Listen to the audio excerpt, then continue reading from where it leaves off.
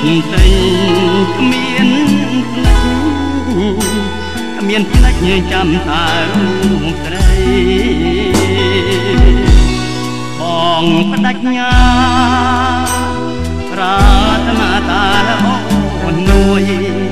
អូនណាយអូនកុំព្រួយកុំព្រួយណាចរណៃស្លាប់ឬរកបងស្មោះលងគ្រាខិនខ្លាយបងមិនផ្លេចចេះថ្លៃរូបស្រីជាដួងចិត្តប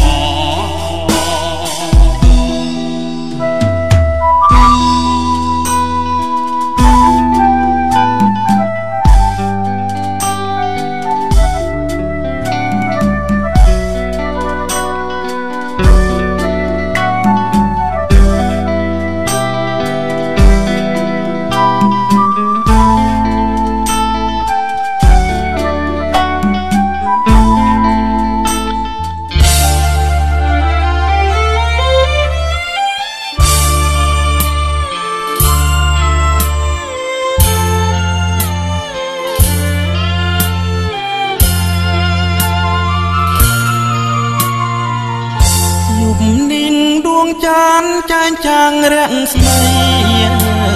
ចំឡាយធម្មជាតិក៏ប្លែកខំទីធម្មតាជំនរបងម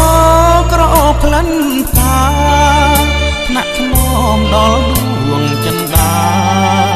ដោយហាត់ថាទន់ត្រចាំងនេះគឺយប់ដែលរៀមមានភពមើលមានស្នាជួបទេពធីតាដែលចិត្តជុំទាំងបើកភ្នែកឃើញច្បាស់សម្រងដួងប្រាំងថាពិតជារូបបលាំងជឿជាក់មិនមែនសូបិនបានលើខាត់ថ្នាំងថ្នមរៀងកាយចិត្តឥតមាននឿយណាយហាំងដូចជួបឋានព្រះឥន្ទមានសាខំស្រង់ខំស្រោបយកក្លិនកាវៃក៏មិន